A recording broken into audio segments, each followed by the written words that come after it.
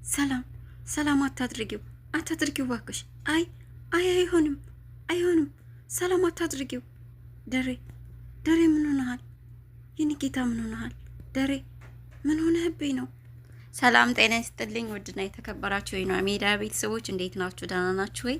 እኔ ጋር ሁሉ መልካም፣ ሁሉ ሰላም፣ እግዚአብሔር ይመስገን።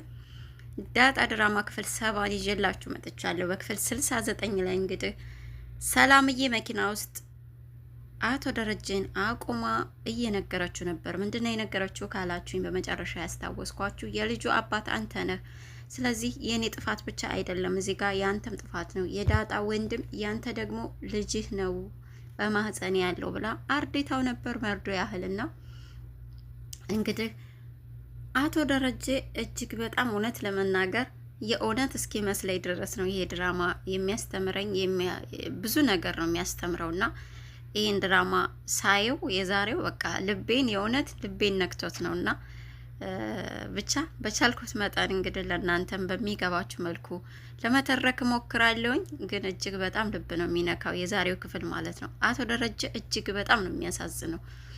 በዚህ ሁኔታ ውስጥ ብዙ ሰዎች ምናልባችም ልክ እንደ ደረጀ ሳያስቡት በድንገት በተፈጠረ ነገር እነሱ በማያውቁት መልኩ የቤታቸውና የህይወታቸው አንዱ ክፍል በሰከንድ ሽርፍራፊ ሲገለባበጥ ይታያል ማለት ነው። ለዚህ ነገር ደግሞ ተጠያቂው እንግዲህ ሁለት አካላቶች ናቸው። አንድም ራሱ ባለቤቱ ሲሆን፣ ሁለተኛ ደግሞ ለዛ ጥፋት ተባባሪ የሆነው አካል ነው ማለት ነው። ለዚህም ሰላምዬ ትልቁን ጥፋት ወስዳለች እዚህ ቦታ ላይ። የሁለተኛው ልጅ መፈጠር ምክንያቱ ራሷ ሰላምዬ ነች። እሱ ሚስቱን ነው የጠራው። በእርግጥ መስከሩ ስተት ነው፣ ግን ደግሞ ሚስቱን ናፍቆ ስለነበር ሚስቱን እየጠራ ስለነበር ሚስቱ መስላው በስተት ነው ከሷ ጋር ያደረው። ያን ነገር ሰላምዬ እሷ ጤናማ ሰው ስለሆነች ማስቆምና አለማድረግ ሁሉ ትችል ነበር። ጭራሽም ክፍሏ እኮ አልሄደም ነበር። ራሷ ናት ክፍሎ ድረስ ሂዳ አብራ አይተኛችው። ይህን ነገር ማድረግ አልነበረባትም ማለት ነው። እሱ በማያውቀው መልኩ እንግዲህ ይህ ሰውዬ ሁለተኛ ልጅ ከሷ ሊወልድ ይችለዋል ማለት ነው። የመጀመሪያው ስህተቱ እንደ ግርሳት እያቃጠለው እንዴት ብዬ ነው ማስረዳት ይህችን መልካም ሚስቴን እያለ በሚጨነቅበት ሰዓት እንግዲህ ሌላ ተአምር ተፈጥሮበታል። እናም ከሚያስበውና ከሚቆጣጠረው በላይ ሆኖ ስሜቱን መቆጣጠር አቅቶት ከመኪናው ወርዶ መንገድ ለመንገድ እንደ እብድ እየዞረ መኪና ሊጋጭ እስኪል ድረስ እየተታገለ ከዛም በቃ እየጮኸ በቃ ሪ እያለ ነበር ሁሉ ማለት ይቻላል። እና ሰላምዬን እንዴት እንድታረግኛለሽ? እንዴት እኔን ለመበቀል አንድ ቀን እንኳን የምታዝንልሽ የምትራራልሽን ማርቲን ማሰባቃተሽ? እንዴት በሷ ላይ ይህን ግፍ ማድረግ ቻልሽበት? አረከቶ እንዴት አስቻለሽ? በምን አይንሽ ነው እስካሁን ስታያት የከረምሽው? እያለ እንግዲህ ሰላምዬንም እየወቀሰ ራሱንም ይቅር አልልህም አይነት ነገር እያለ በጣም እያዘነ እያለቀሰ ነበር። ወንድ ልጅ እንደዚህ ይሆናል እስክንል ድረስ በጣም ነው የተወነው። እውነቱን ለመናገር እጅግ በጣም ነው ልቦ የተሰበረው። ብቻ እንደ እያለ እንደምንም በሩ ሲደርስ እየሮጠ ቤት ገብቶ እነሱ ሰላምዬ መኪና ውስጥ ጥሎ እሱ ደግሞ በሩን ከፍቶ እየሮጠ ወደ ቤት ሲገባ ማርቲና አብጌል ሳሎን ላይ ቁጭ ብለው ነበረ። ደነገጡ። ምን ሆነው ነው? ተከትለው ሲሄዱ ቤቱ ገብቶ ክፍሉ ውስጥ ማለት ነው ግድግዳውን እየመታ እየጮኸ እየተናደደ ነበር። እነሱ ተከትለው መጥተው ምን ሆነህ ነው ሲሉት ደንግጦ ደግሞ እየሮጠ ወጣ። እነሱም በበረኮና ወጥተው ፎቅ ላይ ሆነው ወደ ታች ሲያዩት እንደ እብድ እያረገው በሩ ወጥቶ እንደ እብድ እየጮኸው መንገዱ ሲሄድ ማርቲ ደነገጠች። እንደዚህ ሲሆን በህይወት አይቻል አቅም ምን ተፈጥሮ ነው? እባክሽ ሰላምዬ ጋር አንቺ ደውይ፣ እኔ ደግሞ ልከተለው ደሬም ብላ ወጥታ ሄደች። ነገር ግን አሁንም ልትደርስበትና ልትይዘው አልቻለችም። በመጨረሻም እንግዲህ ዳጣን ደውላ እባክሽ አባትሽን ተከታዩ ብቻውን እንዳይሆን እንዳትለቂው አለቻት። ዳጣም እንግዲህ መኪና ውስጥ አብራ ሆና እያለቀሰች ለመነችው። አባቴ ምንድነው የሆንኩ? እኛ እኮ ተጨነቅንብህ አባቴ፣ እባክህ በእኔ ምክንያት ከሆነ ወደ መጣሁበት እመለሳለሁ። እኔ እንደዚህ ላረጋ አልፈልግም። እኔ ሴት ልጅህ ነኝ። አንተ ስትጨነቅ ማየት አልችልም። እባክህን ተረዳኝ። ምንድነው የሆንኩ? ቤቱ በሙሉ እኮ በጭንቀት ልናልቅ ነው። ማርቲን በጣም አዝናለች። እውነት ለመናገር ምንድነው የተፈጠረው? አባቴ እባክህን፣ መኪና እኮ ልትጋጭ ነበር። አሁንም በቃ እንውረድና በራይድ እንሄድ እባክህን አለች። እሱም በቃ ደህና ነኝ፣ አንቺ ሂጂ በራይድ፣ እኔ እዚህ ነው የምሆነው። ሞትም ደግሞ በፍለጋ አይመጣም። ቢሆንማ ጥሩ ነበር አለ። አይ አባዬ፣ እኔና ሞት ብዙ ጊዜ ተሸዋውደናል። እኔ ስፈልገው ብዙ ጊዜ አምልጨዋለሁኝ። እናም ባክህ እንደዚህ አትበል። ደግሞ ህይወት ይቀጥላል። ሙቻ ልሞት ነው አበቃልኝ ብዬ ብዙ ነገሮች አንድ ጊዜ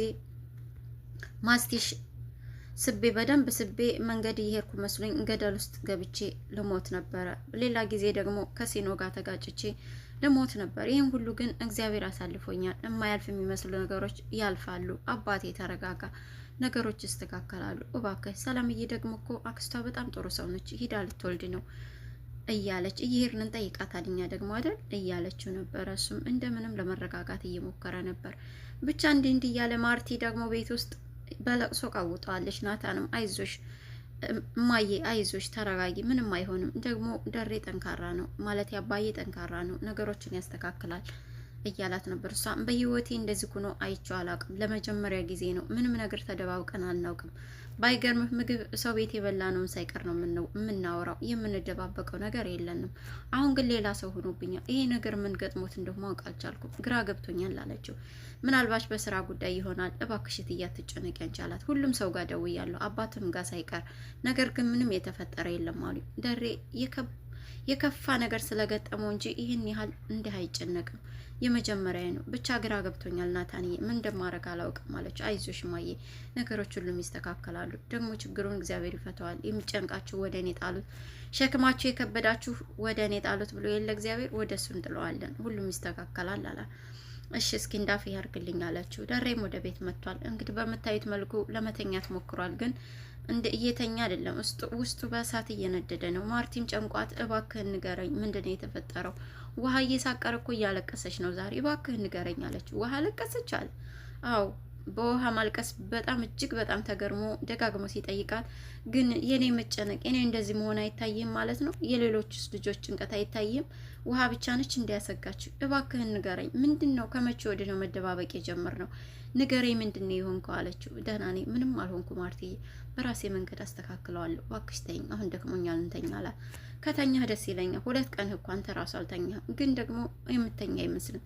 አይ ደክሞኛል፣ እንቅልፌ መጥቶኛል፣ ልተኛ ነው አለ። እሺ ደስ ይለኛል ከተኛህ ብላው ተኝቷል። እሷ ግን በዚህ መልኩ የተጨነቀች ትገኛለች። እሱም ለመተኛቱ ይተኛ እንጂ በጭንቀት ውስጥ ነው። አብጌል ደግሞ ሌላ ታሪክ ውስጥ ናት። ናታንና ውሃዬ ሳሎን ቁጭ ብለው ቲቪ እያዩ ነበር። እሷም ቶሎ ብላ ሂዳ ከናታን ጎን ቁጭ ብላ እጇን እጅ ውስጥ አስገብታ ናታን ለማቀፍ እየሞከረች ነበር። ከዛም ማለፍ ሲል አባዬና እማዬ እኮ ተኝተዋል፣ ዛሬ ካንተ ክፍል ነው ማድረው አለችው። ያምሻ እንዲህ እያላት ነበር።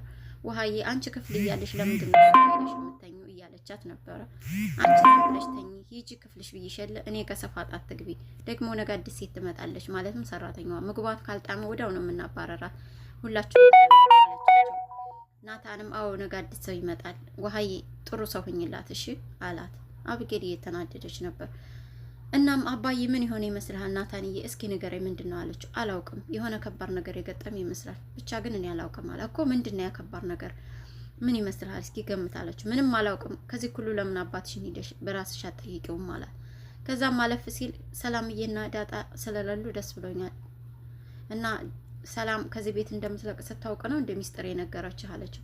መቼም እዚህ ቤት በሰላም ቁጭ ማለት አይቻልማ፣ ምን አይነት ፍጡር ነች ብሎ ጥሏት ሄደ። ናታንም እንድትናዶ ሲሄድ አብጌል ውሃዬም በተመሳሳይ እንደዛው ብላት ሄደ። እሷ የማትረባ የጊዜ ጉዳይ ነው እንጂ ሁሉም ነገር ይስተካከላል፣ በእጅ ትገባለህ የማትረባ እያለች ነበረ። ታጁም እንግዲህ ጠፍቶ ከርሞ ውሃዬና ባልትና ታጁ ምን ሆኖ ነው የጠፋው? ሙቶ ይሆን እንዴ ልሙት እንዳለው ብላ ስትላ ባልትና ውሃዬ እማዬ የምታለቅሰው ሙቶ ይሆናል ታጁ ሙቶ ነው እያለች ስታለቃቅስ በድንገት መጣ። ውይ አለ ደስ አላቸው፣ ሂደው አቀፉት። ደህና ናቸው አላቸው። አዎ ተሞት ተነስተህ መተህ ነው እንዳለችው።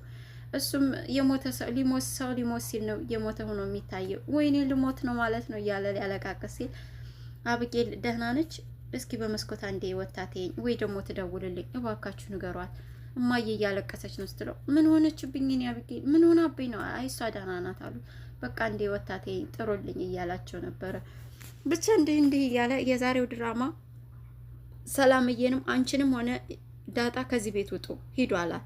ዳጣ አትሄድም ብሏ ሲያበቃ አይ ልጅ እኮ ነች እሷንማ ይዣት ነው የሚሄደው ታስፈልገኛለች ስትለው፣ በቃ ሂዱ ብቻ ወደዚህ ቤት ተመልሰሽ ለመምጣት እንዳትሞክሪ አላት። ሰላምዬም አይ እሱን እንኳ በሰላም ለውለድና እናስብበታለን። ልጆች እኮ ናቸው ማለቴ የዚህ ቤት አካል ናቸው። እነዚህ ልጆች ወራሾችህ ናቸው። እኔም 2 ልጆቼ ያንተ ናቸው። ስለዚህ ሙሉ በበት አላቸው አለችው። ስለምታወሪው ነገር ምንም አይመለከተኝም እያልኩሽ ነው። ስለ ገንዘብ፣ ስለ መኖር፣ ስላለመኖር፣ ስለ ልጅ ምንም ነገር አሁን የሚያሳስበኝ የለም። ብቻ ግን አንቺ ከዚህ ኪጂ ላይሽ አልፈልግም አላት።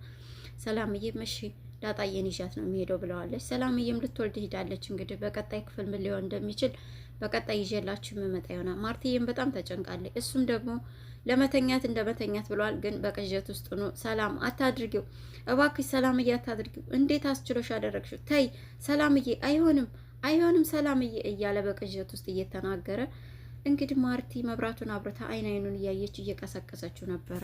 እና ምን እያልክ ነው ብላ እንግዲህ ሲባትት እንደምትጠይቀው አልጠራጠርም።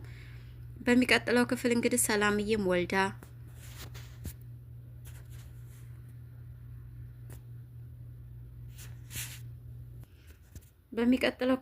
ሰላምዬም በሰላም ወልዳ እንግዲህ የድራማም ደግሞ አዲሱ ታሪክ ምን ሊሆን እንደሚችል ቀጣይ ክፍል ይዤላችሁ የምመጣ ይሆናል። ለዛሬ ግን በዚሁ አበቃው። ሰላማችሁ ይብዛ።